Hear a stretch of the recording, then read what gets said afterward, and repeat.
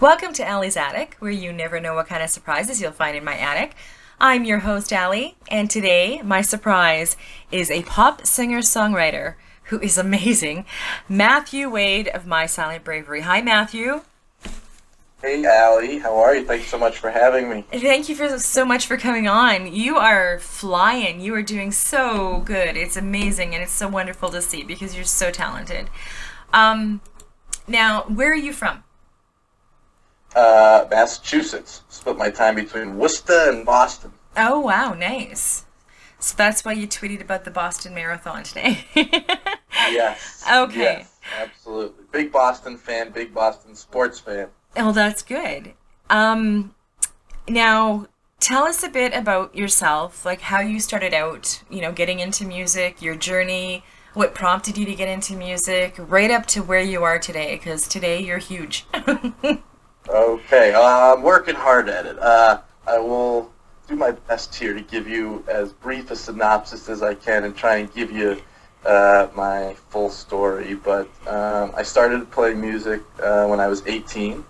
I did a school project of all things, senior year in high school. They said we can learn about something that interests us and then do a presentation on it. And for me, sort of growing up, nothing really piqued my interest all that much. I kind of just learned what they said we had to learn growing up until then.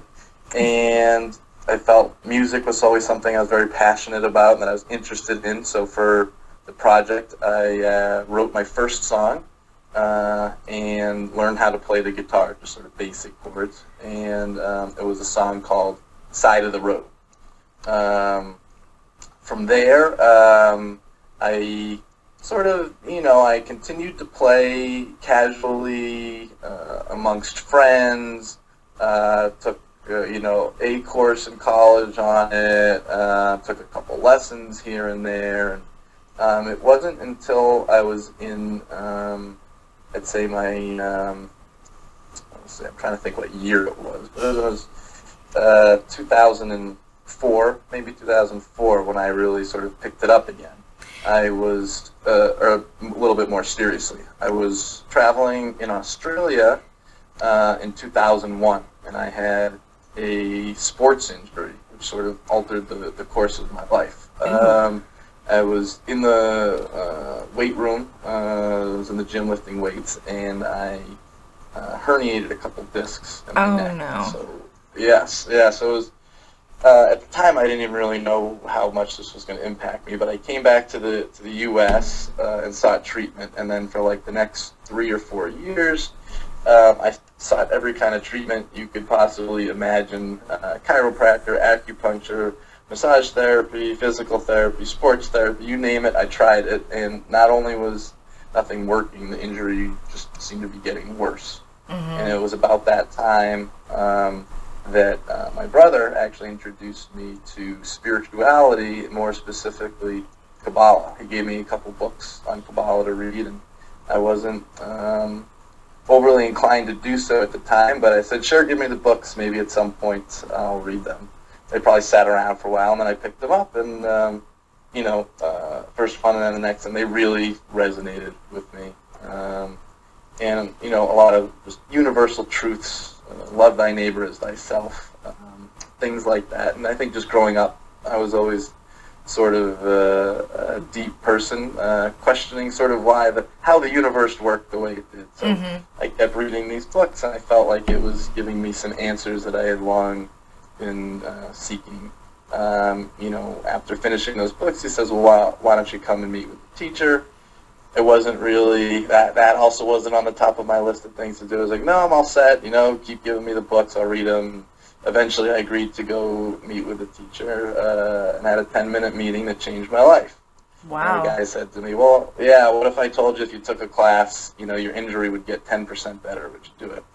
And I was like, hell yeah, I'll do it. I was Yeah. basically at the bottom of the barrel, and I was looking for answers, and 10% improvement sounded like quite a bit, and so I took the class, and I'd say by the end I probably did feel 10% better, but just realized too that my thinking was still limited prior to, and then I really wasn't doing, my own thinking. I think I was influenced by a lot of other people's thinking, and just sort of through, doing, taking more classes, doing spiritual work, I was introduced to a doctor that was finally able to help me, an alternative type neuromuscular massage therapist that, got me back on track physically.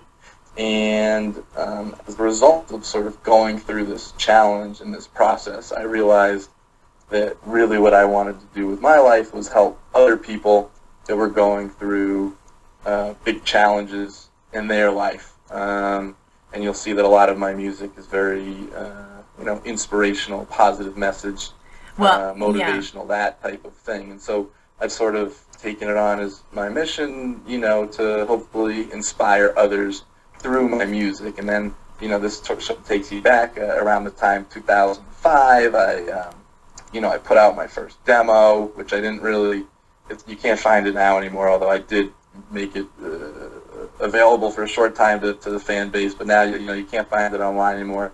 2007, I put out my first CD. Then 2010, I put out my second. That one's called Are You Prepared? The first one's called Uncharted Territory. 2011, I put out Can't Quit. 2013, I put out Diamond from Coal. 2014, I put out Diamond from Coal, the remixes. 2016, I put out Breakthrough and Breakthrough Acoustic, and I'm gearing up to put out some new music in 2017, and all the while putting out these records, I've been touring pretty much straight, from 2000 and I want to say 7 on. And then I did a lot of touring between 2000 and was 2011 is like a 3-year stint where I did about 300 shows. Yeah, and then 2012 to 2016. Yeah, and then 2012 to 2000, I sort of switched gears a little bit, as opposed to trying to play as much as possible, to trying to play, playing the right shows as opposed to just playing shows. So, sort of switched gears on that, and I've opened up for a lot of great artists over that time, and continue at the stage where I am now to put out music and to tour behind it and do it all independently. Well, you've shared the stage with people like Daughtry, and I love his voice, Delta Ray, Howie Day, Chris Allen, John Waite, The Wailers, Candlebox, Ryan Cabrera, Jason Castro, O-Town, Teddy Geiger, Ed Kowalczyk, Iron Butterfly, Saving Abel, Rested Root, Tyler Ward, Anna Nalick, Lee DeWise. My goodness, this is a huge list. Dave Cole, Brendan James, and Aaron Carter. And most recently, you toured with Emerson Hart, which I guess is from Tonic. Yep, lead singer of the band Tonic. Okay, and then Maiko, Tyler Hilton, Kate Vogue, Miko. Thank you. I knew I was going to say it wrong. She's great. Yeah, she's great. Awesome singer-songwriter. I think she was signed to Sony and recently went independent, but she's a wonderful storyteller / singer-songwriter. Well, that's awesome. Now, let's back up a little bit, because I want to talk about the YouTube hits you have. You have your own YouTube channel. Yes. Now, the song and video for Drunk Off the Sun was released in late spring, and it has already surpassed 1 million views on YouTube. It trended overseas and reached #1 on YouTube's most popular chart in Brazil, and cracked the top 10 in Norway, Finland, and Sweden. And it was also featured on AXS TV programming, reaching over 53 million homes. Now, I love this part. Drunk Off the Sun was also featured on United Airlines' playlist, the hits list, throughout the summer at 35,000 feet altitude globally. Yes. That is awesome. Thank you so much. I want to make one small correction that I don't think it was 1 million hits on YouTube. I want to say it's over 500,000. I think it's close to like 600,000 now. Okay, yeah, 500,000. Yeah, sorry, I did say 1 million. Yeah, no worries, it surpassed no worries. 500,000. Well, it's going to be 1 million.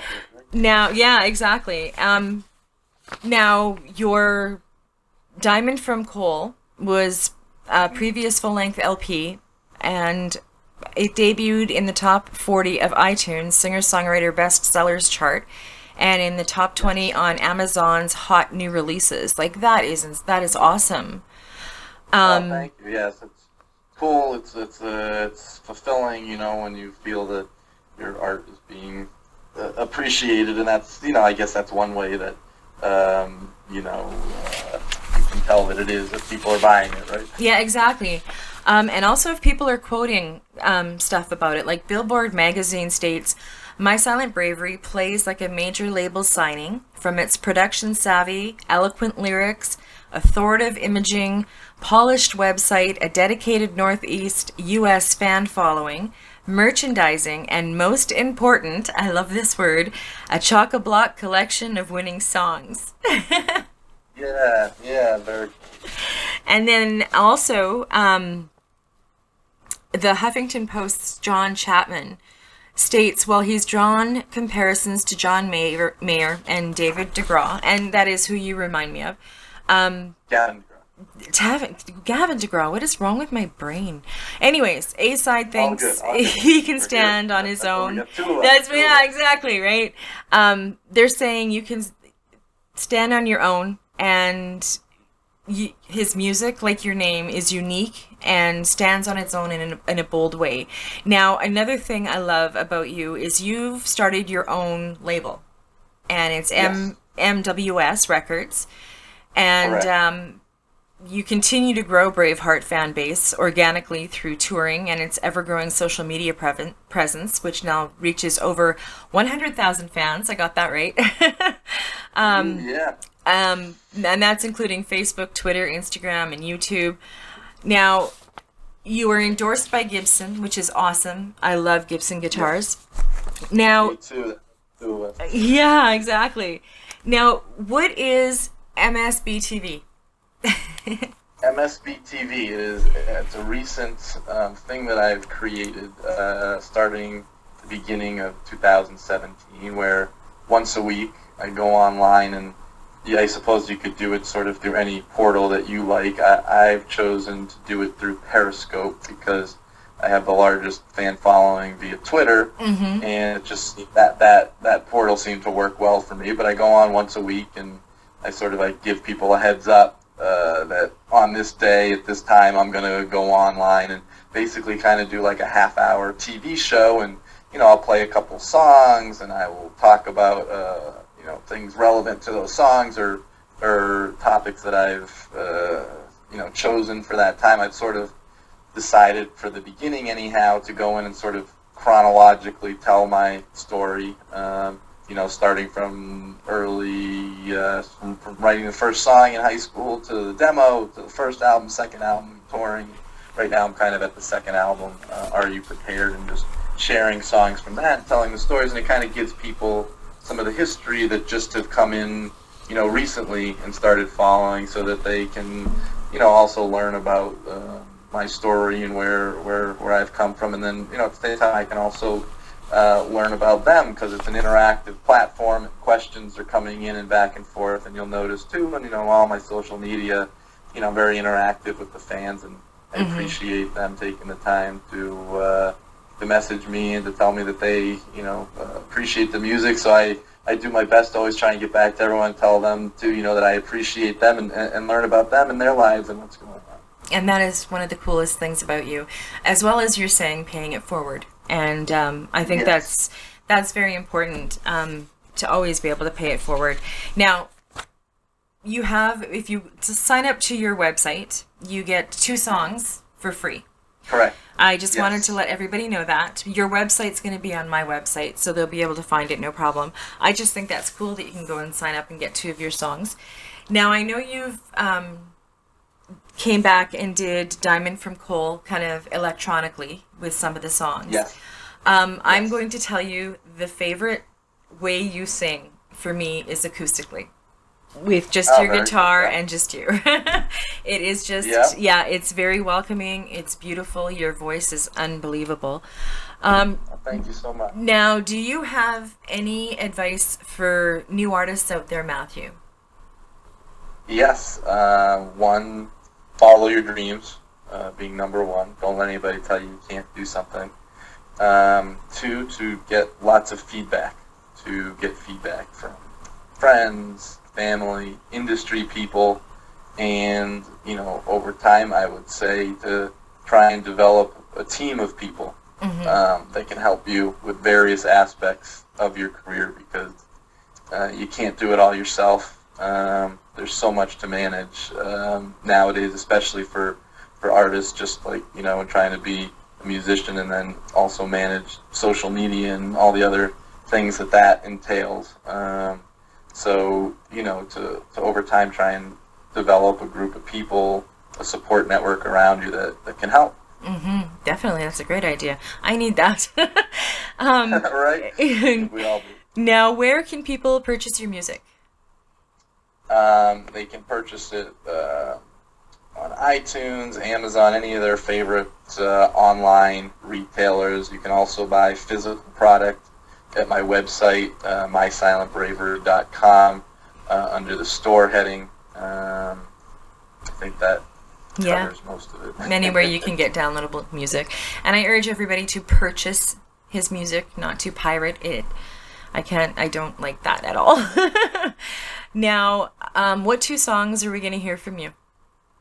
We are going to hear the aforementioned Drunk Off the Sun and Warning Sign. Yes, and they're very good songs. Now, do you have anything else you'd like to share, or? I would just like to thank you for having me. This has been lovely, and just thank everybody that's tuning in for hearing about me and my story. Again, my name's Matthew Wade, and I go by the moniker My Silent Bravery, and just that to me sort of symbolizes passion, persistence, perseverance, and the ability to overcome obstacles. And talk, that just is sort of referencing the story that I talked about earlier. And I think you're gonna probably mention where they can find me online, but I'm on all the social medias, and I like to interact with my supporters.